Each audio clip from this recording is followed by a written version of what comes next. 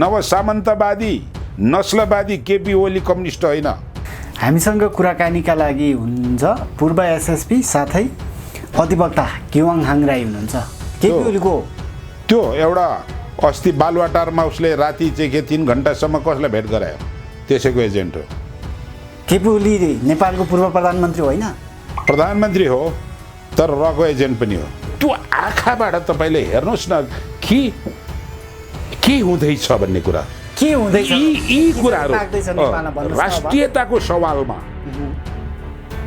नेपालमा के होइन, खिचडी पाक्दैछ होइन। अबको समयमा यो बताउनुहोस् तपाईँले। एउटा पूर्व एसएसपीको हिसाबले, अनुसन्धान अधिकृतको हिसाबले के हुँदैछ त अब नेपालमा बताउनुहोस् त। अनुसन्धानको हिसाबले त नभनौँ, मैले त्यो जागिर छोडिसकेँ। रवि लामी छाने र बालेन शाह र हर्क साङपाङको चाहिँ के अरे प्रसङ्ग भिन्न कुरा हो। उसको देखाउने दाँत र चपाउने दाँत अर्को छ।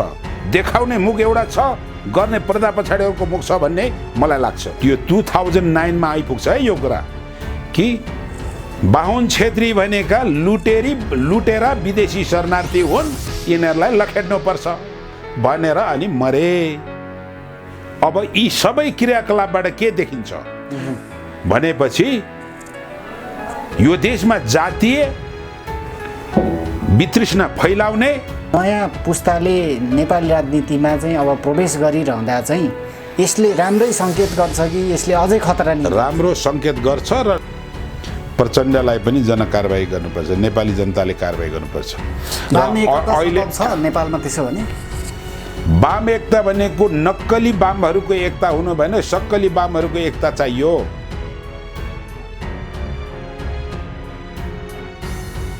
हामीसँग कुराकानीका लागि हुनुहुन्छ पूर्व एसएसपी साथै अधिवक्ता केवाङ हाङराई हुनुहुन्छ।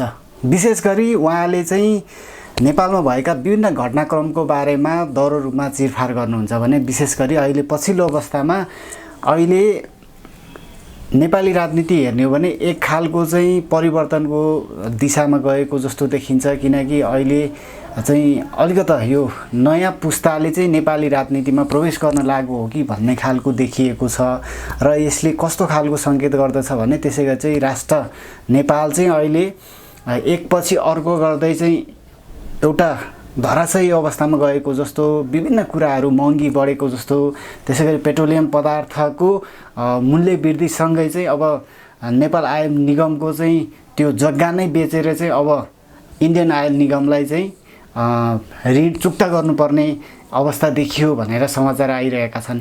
यी समग्र विषय र नेपाललाई चाहिँ अब बाह्य राष्ट्रले कसरी चाहिँ एउटा कसरी हेरिरहेको छ र विशेष गरी नेपाललाई चाहिँ विभिन्न चाहिँ सञ्जालहरूले नेपाल सखा पार्नु लाग्यो भन्ने खालको कुराहरू पनि आइरहेका छन् भने त्यसै गरी मङ्गोल समुदायलाई चाहिँ उक्साएर नेपालमा चाहिँ जातीय द्वन्द्व चाहिँ फैलाउन लाग्यो भन्ने खालको कुराहरू पनि आइरहेका छन्।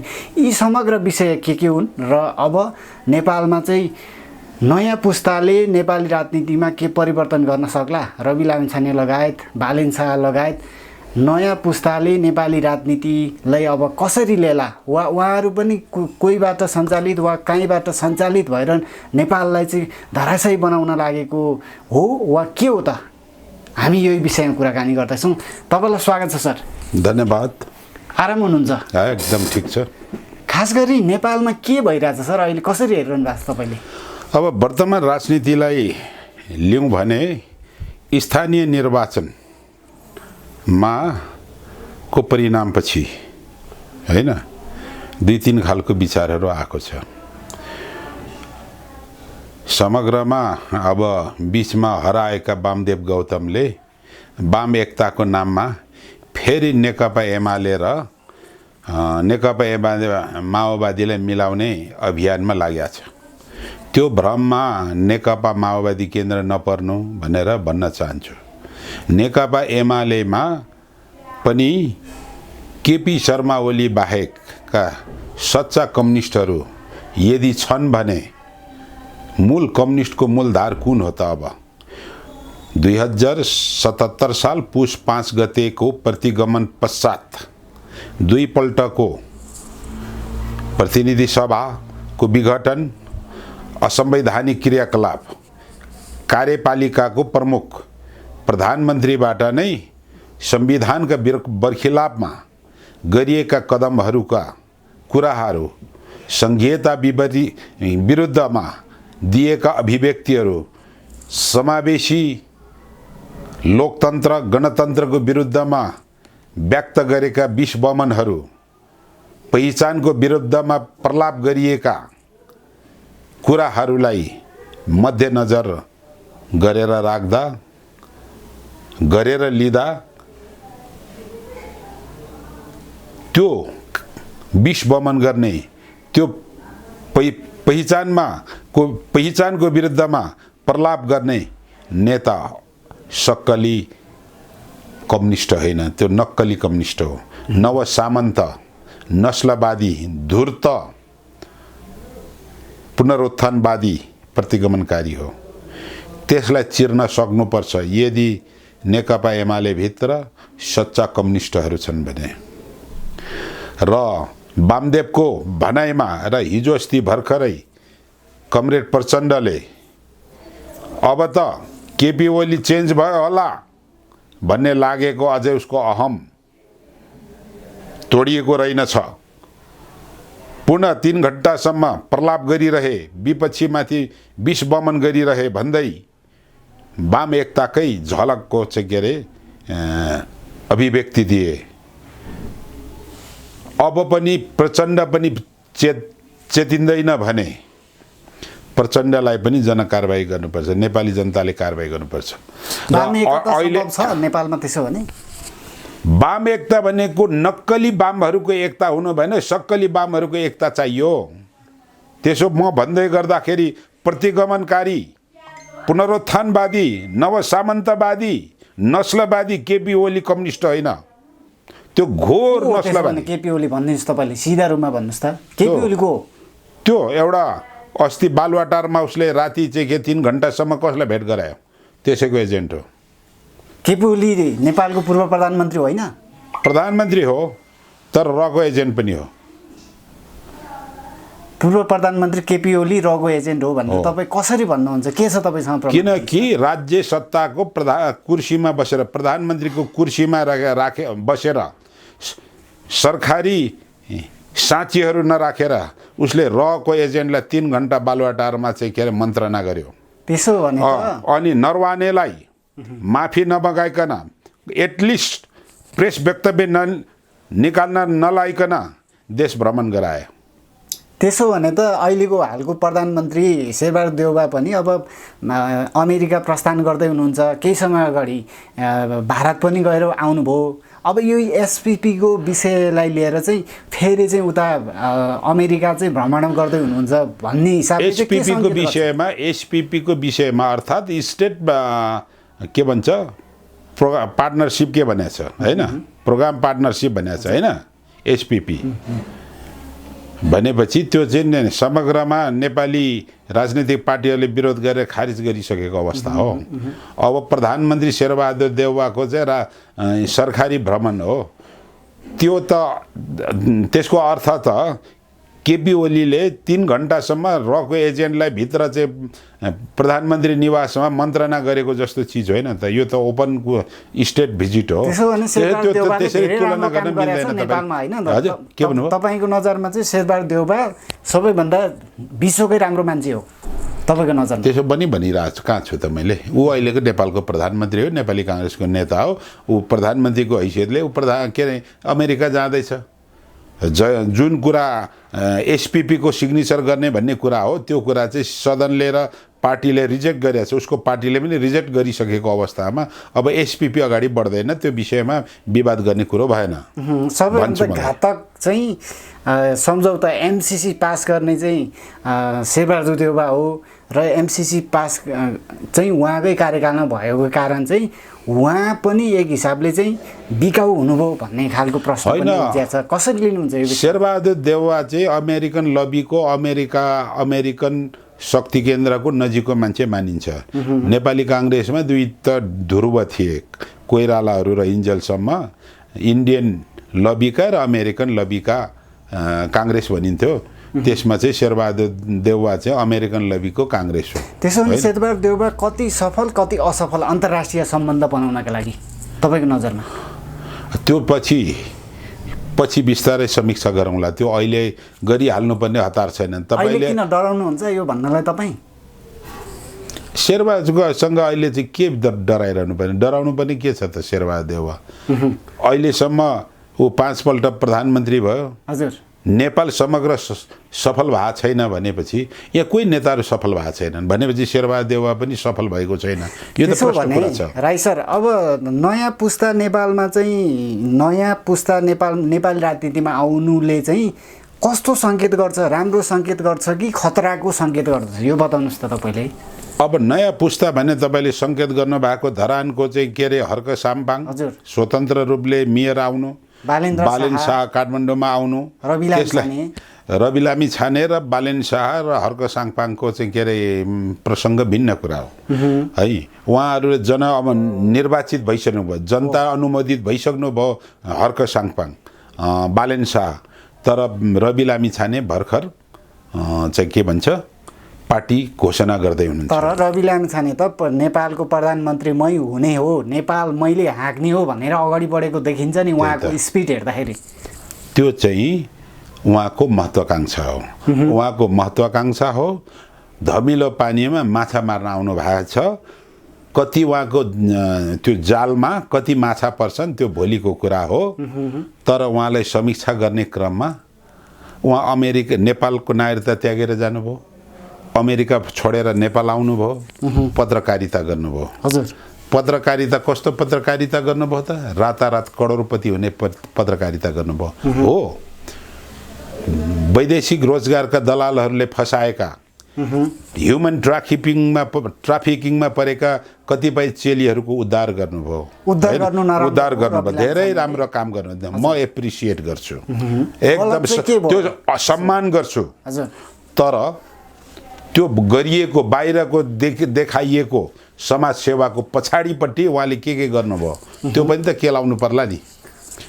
तपाईँ सिजी ग्रुपको एउटा घडी कम्पनीको जुन अरबौँ घोटालाको कुरा उहाँले चाहिँ के अरे स्टिङ अपरेसन गरिसकेपछि रिपोर्ट तयार भइसकेपछि प्रसारण गर्नु भएन। त्यसपछि त्यो आत्महत्या गर्ने शिव पुडा सैनीले उद्घोष गरेछ। उहाँले करोडौँ कमाउनु भयो, लाखौँ तलब खानुभयो। मलाई चाहिँ 20-25 हजार भन्दा माथि तलब थपिदिनु भएन। रवि लामिछाने शङ्का गर्ने ठाउँ रह्यो त्यसो भने अधिवक्ता सर? पत्रकारिताको नाममा करोडौँको के अरे ब्ल्याकमेलिङ गरेर पैसा कमाएका व्यक्ति हुनुहुन्छ रवि लामिछाने। कसरी भन्नुहुन्छ यो त? तपाईँसँग केही प्रमाण छ? प्रमाण छ। त्यो त तपाईँ पत्र पत्रिका तपाईँ सञ्चारको जगतको मान्छे होइन, तपाईँले पढ्नु भएन? शिव पुडा सैनीले चाहिँ के भनेर आत्महत्या गरे होइन? करोडौँ पैसा खाछ भने आत्महत्या गरे होइन? त्यो अर्को कुरामा त्यो छोरी काण्ड अलग हो। उहाँलाई चाहिँ उन्मुक्ति दिइसक्यो नि। मलाई थाहा छैन उन्मुक्ति दिएको। सुन्नुहोस् न, त्यो विषय भनेको पुडा सैनिकको आत्महत्या प्रकरणमा उसको आत्महत्या दुरुत्साहन गरेको हो कि होइन भन्ने मुद्दा हो। त्यो एउटा शीर्षक हो। मैले बोल्दै गरेको कुरा क्लिन चरित्र छ कि छैन रवि लामिछानेको भन्ने सन्दर्भमा हो। रवि लामिछानेको विरुद्धमा हो तपाईँ अहिलेको दिनमा? होइन, यथार्थ कुरा नेपाली जनतालाई रवि लामिछाने को हो के हो भन्ने कुरा प्रश्न चिनाउनलाई बताउनुहोस् त। उप्रति मेरो व्यक्तिगत के भन्छ प्रतिद्वन्द्विता छैन। उहाँको अघि भनिहाले उहाँ धमिलो पानीमा माछा मार्न आउनु भएको हो होइन? नेपाली जनता रूपी माछाहरू कति फस्छन् त्यो भोलिको कुरा भनिसकेको छु मैले है।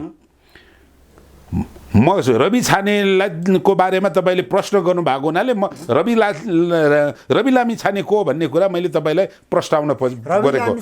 सुन्नुहोस् त्यो होइन तपाईँ एउटा प्रश्न सोध्नुहुन्छ नि, अर्को फेरि तुरन्त जवाब दिनुभन्दा अगाडि चाहिँ अर्को प्रश्न गर्नुहुन्छ। Who is the Rabi Lamichhane and what he is doing भन्ने कुरा हो। भन्नुहोस् त। जनतासँगको सिधा कुरा, जनतासँगको कार्यक्रममा बनेका कैयौँ रिपोर्टहरू होइन, स्टिङ अपरेसनहरू भित्र दबाएर करोडौँको कमिसन खाएको भनेर शिव के समथिङ लामिछाने थियो नि, पुडा सैनिक जो आत्महत्या गरे।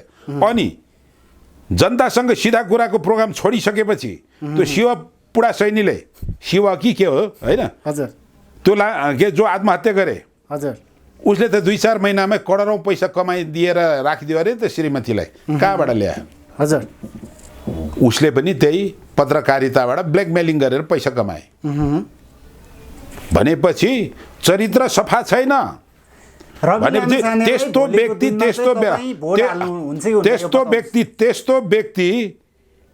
त्यस्तो व्यक्ति राजनीतिमा आउँदैछ भनेपछि रवि लामिछाने को भने जब तपाईँले प्रश्न गर्नु भएपछि रवि लामिछाने चाहिँ मेरो नजरमा यस्तो हो भनेर मैले भनिराखेको कुरा हो। त्यसो भने अब नयाँ पुस्ता नेपाली राजनीतिमा he has not clean background. He has not clean background. उसको देखाउने दाँत र चपाउने दाँत अर्को छ, देखाउने मुख एउटा छ, गर्ने पर्दा पछाडि अर्को मुख छ भन्ने मलाई लाग्छ। त्यसो भने अब नेपाली राजनीति अब सुन्नुहोस् अर्को कुरा तपाईँले रवि लामिछानेको पार्टी उद्घाटन गरेको के भन्छ घोषणा गरेको दिनको के अरे लाइभ हेर्नुभयो? पुरा रेकर्ड सुन्नु भएको छ? मैले सुने केही भयो भन्नुस् न। अब भ्रष्टाचारको विरोधको कुरा गर्छ, व्यतिथिको कुरा गर्छ। व्यतिथि गर्ने मान्छे को त? त्यसको विरोध गर्नुपर्छ पर्दैन? भ्रष्टाचारको विरोध गर्ने मान्छेले भ्रष्टाचारी खुङखार भ्रष्टाचारीले विरोध गर्नुपर्छ पर्दैन? भ्रष्टाचारीले नाङ्गे झार पार्नुपर्छ पर्दैन? त्यो तपाईँले भन्नुभएको छ छैन? भ्रष्टाचारको विरोध गर्ने अतिथि के व्यतिथिलाई को विरुद्धमा भन्छ, तर त्यो व्यतिथि कसले गर्यो, भ्रष्टाचार कसले गर्यो भने त्यो भ्रष्टाचारीको नाम लिँदैन है, एउटा कुरा। अर्को कुरा जातीय असमानता, वर्गीय समानता, क्षेत्रीय असमानता लगायतका यो देशको भत्ताभुङ्ग अवस्थामा लोकतन्त्र गणतन्त्र ल्याउने मान्छेको प्रचण्ड होइन भनेपछि प्रचण्डसँग प्रश्न छ भन्छ, ऊ केपी शर्मा ओलीसँग के भन्छ प्रश्न छैन। जबकि केपी शर्मा ओली प्रधानमन्त्रीको कुर्सीमाथि बसेर संविधानलाई बलात्कार गर्छ, सङ्घीय लोकतान्त्रिक गणतन्त्रको खिलाफमा काम गर्छ। राम्रो काम गर्नु भएको छ त, त्यसो भने 100% दुधले धोएको भन्न पनि त्यसरी पनि तपाईँ प्रश्न नसोध्नुहोस्। मैले भन्दैछु केपी ओलीले के भन्दैछ भन्दै प्रचण्डले चाहिँ सबै ठिक गर्यो भनेर त्यस्तो काउन्टर कुरा नगर्नुहोस् न। प्रधानमन्त्रीको कुर्सीमा बसेर केपी ओलीले के गर्यो भन्ने कुरा गर्दैछु भनेपछि अहिले युवा पिँढीहरूले यो वर्तमान व्यतिथि, यो वर्तमान अव्यवस्था, यो निराशपन को विरुद्धमा राजनीति गर्ने हो भने त्यो गर्ने मान्छेहरू को हुन् भनेर पर्दाफास गर्नुपर्छ पर्दैन? हो त्यो भन्दैछु म। तपाईँले बुझ्दै हुनुहुन्छ, बुझिरहनु भएको छैन मैले भन्न खोजेको सन्दर्भ। भनेपछि यो व्यतिथि, यो विसङ्गति, यो विकृति, यो व्यवस्था अहिलेको लोकतान्त्रिक गणतन्त्र, सङ्घीय लोकतान्त्रिक गणतन्त्रको विरुद्धको चाहिँ के अरे निराशा, यी सबै कसले जगाएको, कसले बिउताएको भन्दाखेरि 3-3.5 वर्ष प्रधानमन्त्री बस्ने भएर बस्ने केपी शर्मा ओलीले जगाएको होइन, ल्याएको होइन हो। त्यसो भएपछि अबका युवा पिँढीहरूले त्यो प्रतिगमनकारी, त्यो पुनरुत्थानवादी, नवसामन्ती केपी शर्मा ओलीमाथि केन्द्रीकृत भएर प्रहार गर्नुपर्छ। त्यो अहिलेको युवाहरूको चाहिँ राजनीतिको कार्यदिशा त्यो हो। उसलाई चाहिँ प्रश्नै नगर्ने रे। हिजोको लामो 240 वर्ष 247 वर्षको व्यतिथि, विसङ्गति, सामन्ती, शोषण दमनको चाहिँ के अरे विरुद्धमा सङ्घीय लोकतान्त्रिक गणतन्त्र ल्याउने प्रचण्डसँग प्रश्न गर्ने, प्रचण्डसँग नि छ प्रश्न।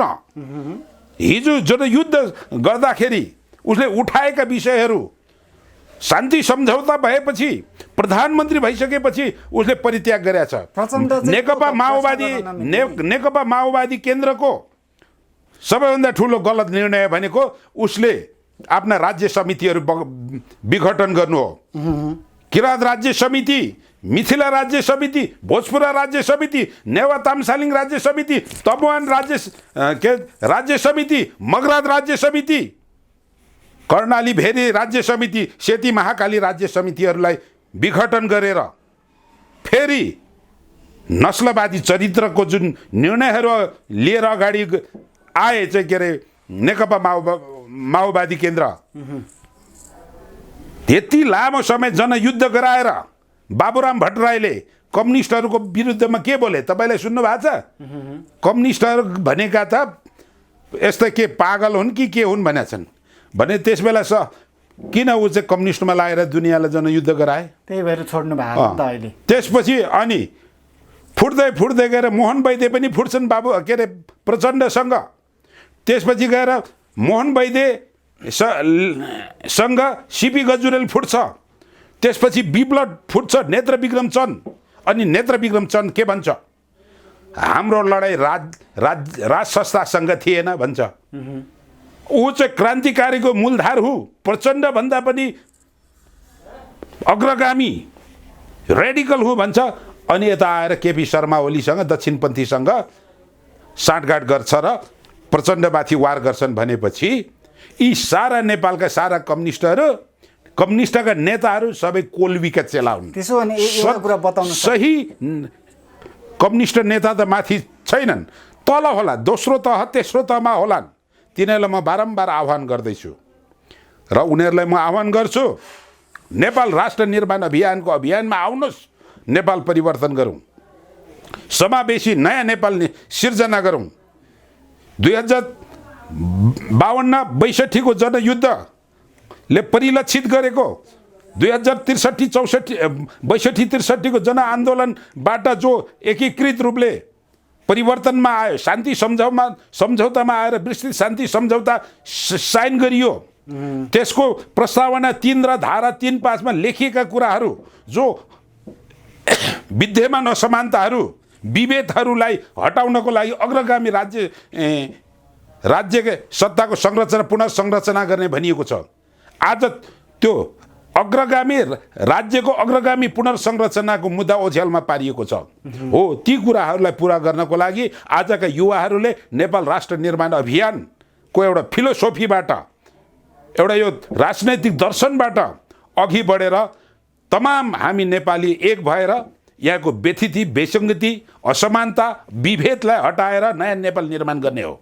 त्यसो कुरा बुझ्नु भएन? अब पुरानो पुस्ताको चाहिँ अब राजनीति सकिया हो कि वा पुरानो पुस्ताले नै नेपाललाई धान्नुहुन्छ कि अबको दिनमा, वा नयाँ पुस्ताले नेपाललाई चाहिँ अगाडि बढाउनु होला? के देख्नु तपाईँ? विभिन्न राजनैतिक पार्टीमा विभक्त आबद्ध पार्टीहरूका युवा नेताहरूले सोच्ने हुन्, बुढै नेताको चाहिँ नेतृत्वमा बस्ने हुन् कि आफू नेतृत्वमा आउने हुन्, त्यो उनीहरूको कुरा हो। म चाहिँ नयाँ युवाको नेतृत्वमा आउनुपर्छ, त्यसमा पनि नेपाल राष्ट्र निर्माण अभियान भन्ने जो मेरो संयोजकत्वमा, मेरो नेतृत्वमा छ, त्यसमा आबद्ध भइकन हामी अघि बढ्नुपर्छ भन्ने मेरो आह्वान हो। त्यसो भने रवि लामिछानेलाई तपाईँले अलिकता शङ्कास्पद हिसाबले कुरा गर्नुभयो। होइन, उहाँको चरित्र शुद्ध छैन भन्ने मेरो आरोप हो। भोलिको दिनमा होइन, उहाँले खण्डन गर्नुपर्छ। यो लोकतन्त्र हो, यो गणतन्त्र हो। देखेको कुरा भन्न पाइन्छ, त्यसलाई खण्डन गर्न पाउनुहुन्छ। यो तपाईँको प्रश्न र मेरो जवाब चाहिँ के रवि लामी छानेसम्म पुर्याइदिनुहोस् है। सुन्नुहोस् है, म 2036 सालमा काठमाडौँ आएको हो। 2036 साल पछाडि राजनैतिक रूपले घटेका घटनाहरू मेरो आँखाले देखेको छु, मेरो कानले सुनेको छु, मेरो आँखाले पढेको छु है। त्योभन्दा अगाडिका कुराहरू मैले पढेको छु। नयाँ पुस्ताले नेपाललाई चाहिँ अब अगाडि बढायो भने वा तपाईँलाई अस्ति मेरो एउटा इन्टरभ्यू सम्हाल्यो भने, तपाईँले अस्ति मैले एउटा इन्टरभ्यूमा भने नि मैले कि पूर्व राजा ज्ञानेन्द्र भनेको के अरे मूर्ति चोर हो भनेर, त्यसको प्रमाण भनेको तत्कालीन रूपकराज शर्मा भन्ने इन्सपेक्टर थिए। अधिराज कुमार ज्ञानेन्द्रले त्यो तलेज्यू कि कुन चाहिँ को मूर्ति चोर्न पठाउँदा, क्रेनले मूर्ति चोर्न जाँदाखेरि इन्सपेक्टर रूपकराज शर्माले रोके, उसलाई तुरन्त भोलिपल्ट सरुवा गरे होइन। त्यो त प्रमाणको आधारमा नि बोल्नुपर्छ क्या। अनि अर्को कुरा सर्कमटान्सियल इभिडेन्सहरू हुन्छ। तपाईँ सुन्नुहोस् है, तपाईँ अर्को कुरा अब रवि लामी छानेको सन्दर्भमा फेरि आउँ कि पुडा सैनिकको आत्महत्या प्रकरण चलिरहँदाखेरि 5-7 वटा इस्युहरू रवि लामी छानेमाथि आक्षेप लगाइएका थिए। तीहरू छापछुप दमन गरिए अर्थात् लोप गरिए। तर पढ्ने मान्छेलाई त थाहा छैन त, सुन्ने मान्छेलाई त थाहा छैन त। त अन्धभक्त गएर रवि लामे छाने जिन्दाबाद जिन्दाबाद भन्दै कुदेर हुँदैन नि त। हिजो बुढा सैनीले के भने कि सिधा कुरा जनतासँग कार्यक्रमबाट करोडौँ करोड पैसा कमाउने रवि दाई, मेरो चाहिँ सामान्य तलब चाहिँ पनि नबढाएर मेरो मोटरसाइकलको किस्ता पनि तिर्न सकेका छुइनँ हैन भन्नेको एक। दोस्रो कुरा, सिधा कुरा जनतासँगबाट छुटेर गइसकेपछि उनै बुढा सैनीले के भन्छन् भन्दाखेरि तिमीले आफ्नो अर्को करोडौँ पैसा कमाइदिया छु, आफै लिनु, मेरो दाजुभाइहरूलाई दिनु पनि पर्दैन, त्यो पैसा लिएर दोस्रो बिहा गएर सुख साथ बस्नु, मलाई माफ गर्नु भनेको छ नि त। यो हो यो स्ट्रिङ अपरेसन सम्बन्धी पत्रकारहरूको पछाडिको चाहिँ के अरे पर्दा पछाडिको नेचर अनुहार। अगाडि 2-4 जनाको उद्धार गरिदिने अनि पछाडि चाहिँ के अरे यम्बा यम्बा भन्छ नि कुनै भाषाबाट, ठुल्ठुला भ्रष्टाचारीहरू, ठुल्ठुला अपराधी, ठुल्ठुला देशद्रोही, ठुल्ठुला तस्करहरूको ल यो पोइन्टबाट तस्कर गरेको प्रमाणित हुन्छ, रिपोर्ट तयार छ, प्रसारण गरौँ कि नगरौँ भनेपछि प्रसारण नगर।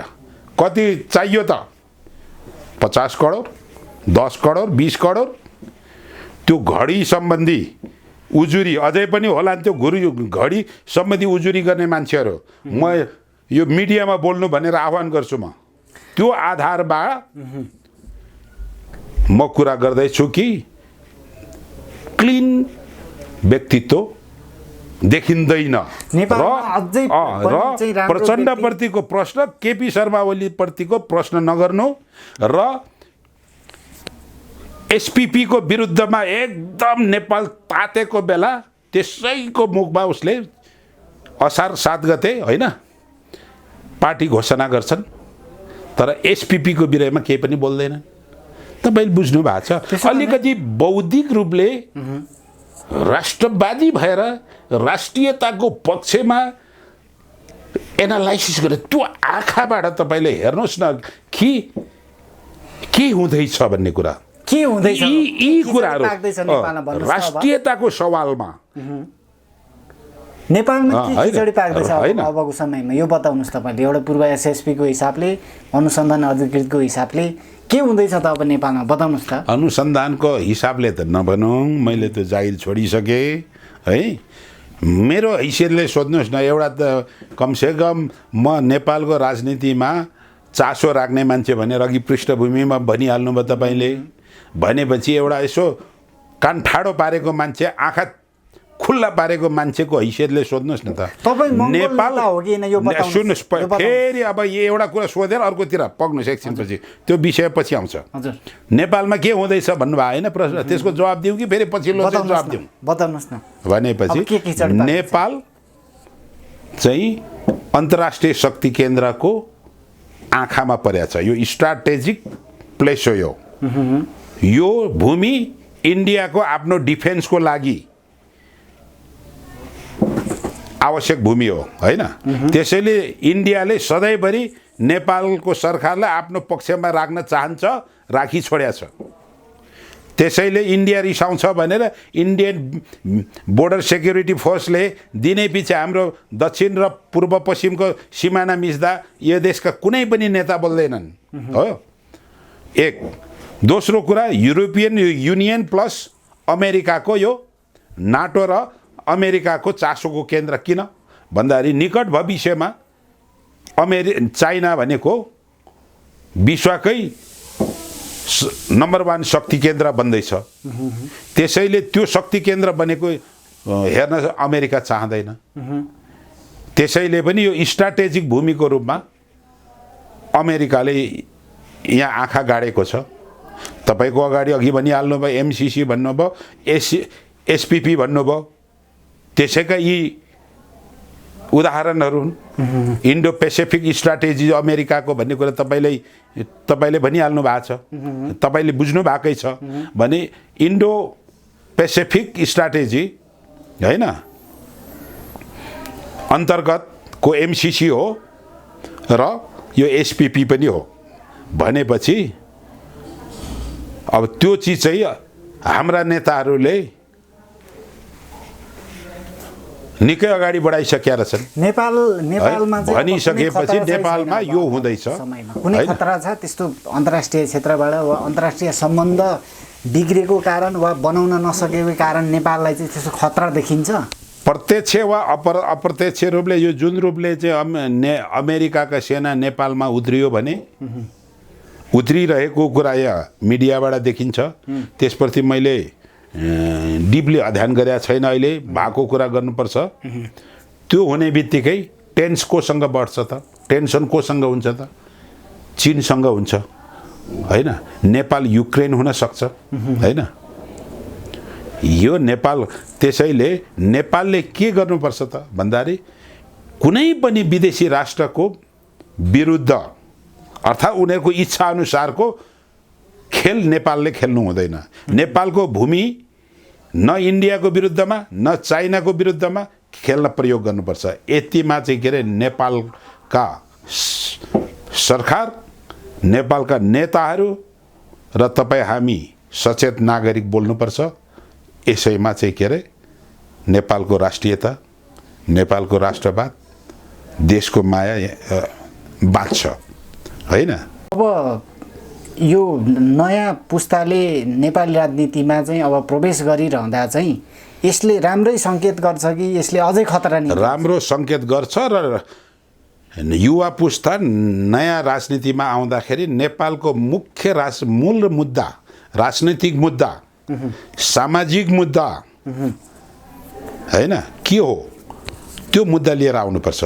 आजसम्मका मुख्य पार्टीहरूले नेपालको मुख्य राजनीतिक मुद्दा उठाएका छैनन्, त्यसलाई नजरअन्दाज गरिदिएका छन्।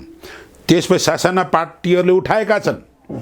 त्यसपछि अहिलेसम्म देखिएका जुन स्वतन्त्र युवाहरू जो निर्वाचित भए, जनअनुमोदित भए, उहाँहरूले पनि यो विषयमा बोल्नु भएको छैन र रवि लामी छानेले त बोलेकै छैन कि नेपालको मुख्य राजनीतिक मुद्दा भ्रष्टाचार मात्र हो, अव्यवस्था, नैराश्यता मात्र हो।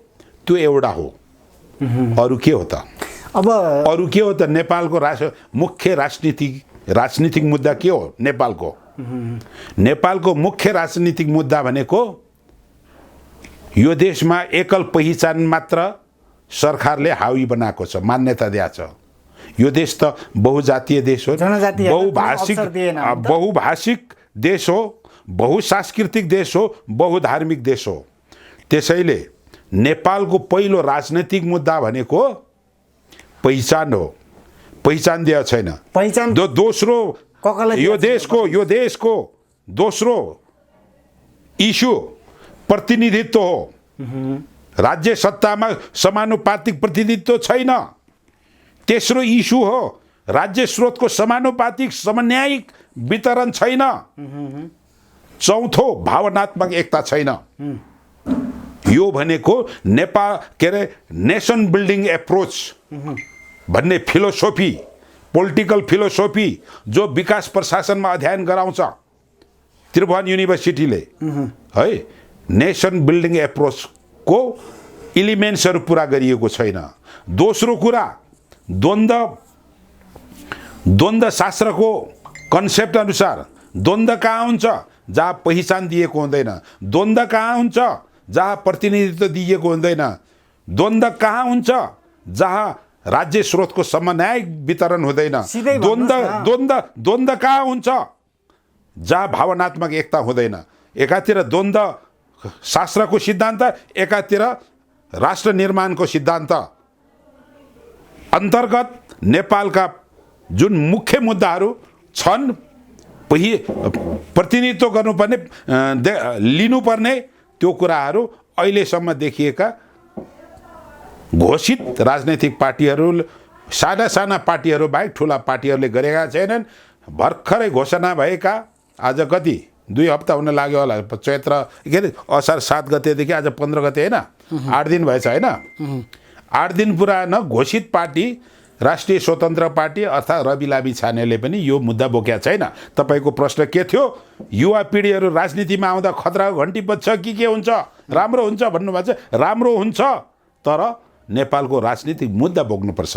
त्यो नेपालको राजनीतिक मुद्दा भनेको नेपाल राष्ट्र निर्माण अभियानले उठाएको मुद्दा हो, जो मैले उठाएको मुद्दा हो। यो मुद्दा लिएर गोलबन्द भएर यसैको नेतृत्वमा अघि बढ्नुपर्छ। यही राजनीतिक फिलोसोफीबाट अगाडि लानुपर्छ, कङ्क्रिट बनाएर लानुपर्छ, अनि चाहिँ नेपालको सुन्दर भविष्य सुनिश्चित छ। अब अन्तिममा नि सर, विशेष गरी अब तपाईँ आदिवासी जनजातिको एउटा सचेत चाहिँ नेता, सचेत एउटा चाहिँ व्यक्तित्व भएको हिसाबले चाहिँ अलिकति आदिवासी जनजातिलाई चाहिँ थिचोमिचो गरियो र आदिवासी जनजातिले चाहिँ अलिकति पहिचान पाइन भन्ने खालको कुरा निकालेर चाहिँ आदिवासी जनजातिले नै अब अलिकति यो समुदायमा चाहिँ अलिकति एक खालको चाहिँ विध्वंस मचाउन लाग्यो, एक खालको चाहिँ द्वन्द्व मचाउन लाग्यो भन्ने खालको प्रश्नहरू पनि उब्जिएका छन्। विभिन्न सङ्गठनहरू उब्जिएका छ, आदिवासी जनजातिको पनि विभिन्न मङ्गोलहरू उब्जिएको छ। यो के हो खास? आदिवासी जनजाति या मङ्गोल मूलवासी जे नामले भन्नुहोस् है, यी समुदायले विध्वंस मचाउनु हुँदैन। यदि यो विध्वंस मचाउँछु, हतियार उठाउँछु है, अर्कोमाथि जाइ लाग्छु भन्छ भने त्यो अहिलेसम्मको राज्य सत्ता, एकल नस्लीय राज्य सत्ताबाट सञ्चालित एजेन्टहरू हुन् तिनीहरू। त्यसो भने डाक्टर गोपाल गुरुङ लगायत चाहिँ मङ्गोल अर्गनाइजेसनको चाहिँ हिजो चाहिँ अध्यक्ष हुनुहुन्थ्यो, उहाँहरू चाहिँ कस्तो व्यक्ति हो बताउनुहोस् त तपाईँले। गोपाल गुरुङले सबैभन्दा पहिले 2047 सालमा मङ्गोल अर्गनाइजेसन भन्ने राजनैतिक पार्टी घोषणा गरे। यहाँनिर काठमाडौँमा बुद्धिजीवीहरू सबैलाई भेला पारेर उसैले भेला पारेर यहाँ बैठक चाहिँ एउटा पार्टी खोल्नुपर्छ भने भेला पारे, अनि ऊ आफै आएन। त्यो भेलाले होइन पार्टी त खोल्नुपर्छ भन्नेतिर लागे। त्यो क्रममा त्यहाँ पार्टी खोल्ने भयो। त्यसपछि गोरेबहादुर खपाङ्गे, एमएस थापा मगरले जनमुक्ति मोर्चा, काजीमान कन्दङ्वा खगेन्द्रजङ गुरुङले जनजाति पार्टी खोले, आदिवासी राष्ट्रिय जनजाति पार्टी खोले। उसले फाल्टो पर गएर मङ्गोल अर्गनाइजेसन खोले। पहिलो कुरा यहाँ बुझ्नुपर्ने कुरा, आयोजना प्रचार प्रसार गराइदिने अनि आफू नआउने र 2टा पार्टी खोल्न लगाउने अनि आफू तेस्रो पार्टी खोल्न लगाउने भनेपछि एकीकृत रूपले आदिवासीहरू अर्थात् उसैको भाषामा मङ्गोलहरूलाई एक हुन दिएन। 3टा पार्टी खोल्ने वातावरण मिलाइदिए। त्यसको अर्थ के हुन्छ? जब मङ्गोल एकता हुँदैन अर्थात् आदिवासी एकता हुँदैन भनेपछि उनीहरूले उठाएको कुरा पुग्दैन। पहिलो कुरा बुझ्नुपर्ने कुरा थियो गोपाल गुरुङको गतिविधि यहाँ जिउँदैछन् है त्यो त्यो त्यो समयका मान्छेहरू।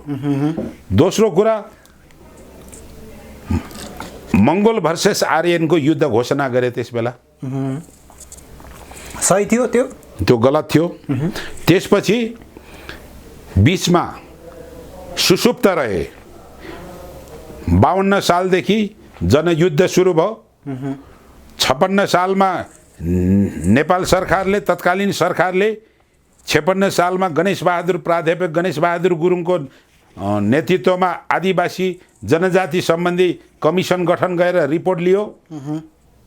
58 सालमा आदिवासी जनजाति राष्ट्रिय उत्थान प्रतिष्ठान ऐन ल्याएर एउटा प्रतिष्ठान खडा गरिसकेपछि फेरि आदिवासी जनजातिमाथि खनिए गोपाल गुरुङ हैन।